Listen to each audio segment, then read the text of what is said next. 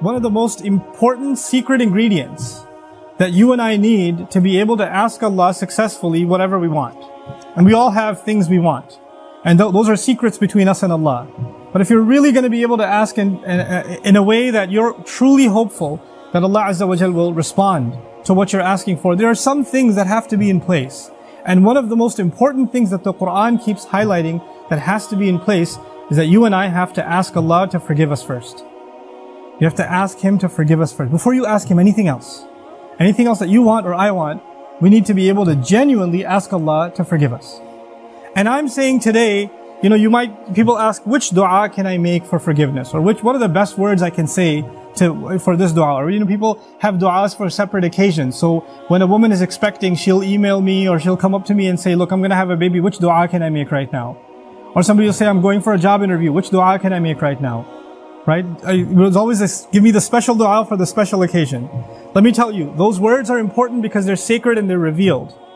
But the dua for all occasions is actually seeking Allah's forgiveness. The dua to open up all of your problems, get rid of all of your problems. The one dua that takes care of everything is genuinely seeking Allah's forgiveness. Nuh alayhi salam invites his people, for over 9 centuries. He's doing constant da'wah to them. And at the end of that career, he looks back and he summarizes the message that he was trying to give them. Of course, he didn't have one speech with them. He didn't talk to them once or twice. Laylan wa nahara, da'awtu qawmi laylan wa nahara. Night and day. He didn't even take nights off.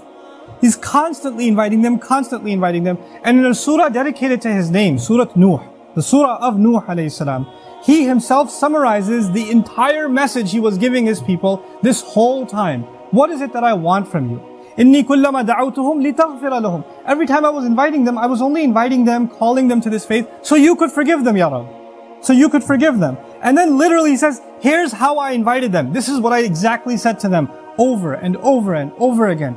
Qult, I said, istaghfiru rabbakum. Seek forgiveness of your master. Innahu kana ghaffara. Certainly Allah is someone who keeps on forgiving and keeps on forgiving and keeps on forgiving. And He does it repeatedly. But what He says after that is so remarkable. He said, you people, and I need you to understand who He's talking to. He's talking to one of the worst nations in history. Nuh alayhi salam is described as one of the worst nations of all the nations. Places like Surah Al-Qamar, where Allah describes different nations, or even Surah Al-Dhariyat, Allah describes different nations of the past that rebelled against Allah, that rebelled against the prophets and were destroyed. When He gets to Nuh alayhi salam's nation, what does He say? وَقَوْمَ نُوحٍ مِّن قَبْلِ إِنَّهُمْ كَانُوا هُمْ أَظْلَمَ وَأَطْغَى. The nation of Nuh from much before, they certainly were more wrongdoing and more rebellious than everyone else. Like He has the worst condemnation of the people of Nuh. It makes sense. They had a messenger not for one generation like every other prophet. They had a prophet 3 generations, 4 generations every century. Every 2 decades there's a new generation of kids that have grown up. And he's seen that century after century after century after century.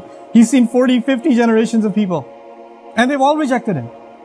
And He's making the same invitation to all of them. So the reason I brought this up is for a purpose. He's talking to very, very bad people. He's talking to the worst of the worst. What offer does He make to them? He says, istaghfiru rabbakum. Seek forgiveness of your master. Innahu kana ghaffara. He keeps on forgiving over and over and over again. You guys have been messing up over and over again. Allah keeps forgiving over and over again. But His offer doesn't stop there. He says, يُرْسِلِ السَّمَاءَ عَلَيْكُمْ مِدْرَارًا. Yursili. It's actually Jawab al-Amr here. What that means is, if you seek His forgiveness, then Allah will open up the sky for you and it'll start pouring on you. Now that could be a reference to rain. And ironically, it's not a reference that you will get flooded. They did get flooded, right? They did get flooded, but Allah is talking about a different kind of rain now. If you seek forgiveness, that same rain that destroyed them will be the rain that brings them life. They didn't pray for rain. They didn't ask for rain. And Allah just asked them to make dua to be forgiven. But if you ask dua to be forgiven, the sky will open up and start pouring. Now Allah did not say water will pour. Allah did not say water will pour. He said the sky will pour. Because the sky has a lot more than water. The sky has forgiveness. that comes from the sky. The sky has peace, tranquility, faith, your provision, the solution to your problems. They come from the sky. He will open the floodgates, and everything held from the treasures of Allah that you haven't been getting because you haven't been seeking forgiveness is going to open up. Just ask for forgiveness. You're asking to solve problem A, problem B, problem C. There are problems you don't even know you have. Allah knows that you have them. If you and I just became genuine people of seeking forgiveness, then those problems would start getting solved by divine intervention. يُرْسِلِ السَّمَاءَ عَلَيْكُمْ مِدْرَارًا. And that's not even enough. You're asking forgiveness for who? Yourself. استغفروا ربكم is seek forgiveness for yourself. He says, وَيُمْدِدْكُمْ بِأَمْوَالٍ وَبَنِينَ. And He will extend you by giving you money and giving you children. He will further your good legacy with money and kids. It's not even money that will lead you away from Allah, because it's in the context of you seeking forgiveness.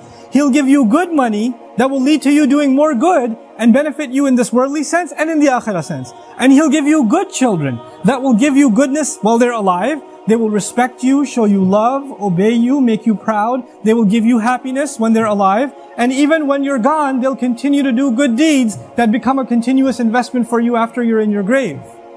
Allah will give you all of these things. By the way, this is the same two words, money and children. Later on, وَإِنَّهُمْ عَصَوْنِي وَاتَّبَعُوا مَنْ لَمْ يَزِدْهُ مَالُهُ وَوَلَدُهُ إِلَّا خَسَارًا. They disobeyed me, and they only follow the people whose money and his kids do nothing but cause them more loss. Money and kids are a means of loss. But when money and kids come from Allah, after you seek forgiveness, they become gain. See, it's the same money and kids. It's the same money and kids. The only difference is, now they have the blessing of Allah's forgiveness on top of them. It's like they were contaminated until Allah purified them with His forgiveness. Istaghfiru rabbakum. And look, seek Allah's forgiveness. What doesn't open up? The sky opens up in ways you can't imagine.